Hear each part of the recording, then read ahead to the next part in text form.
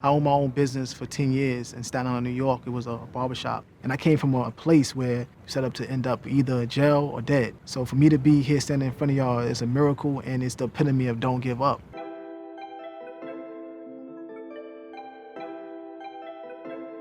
When I was a kid, there was a lot going on with how Black beauty should be portrayed. I never wanted to be what the TV showed. I loved having my braids in my hair. I loved having long locks. You was really judged on that hairstyle. It was difficult for me to accept the fact that my hairstyle changes how you view me.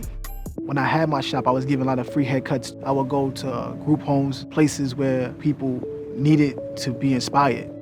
I started working in Sephora around 2015, the time I was going through a transition of closing my business down. And one of my customers worked for Sephora. And I was like, it's a makeup store. Maybe that might not be for me. And I came there the first time since I stepped foot in the company, I always felt like I belonged. I still randomly go to the places I used to go, and I still give free haircuts there. This because it's a part of me. I never thought that giving out a free haircut could make a young man want to go get a job interview or feel confident about their future, or someone that's sick, make them feel like they well.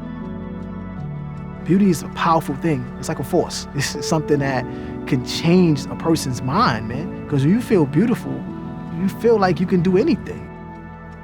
I think that people in beauty need to know how important they are.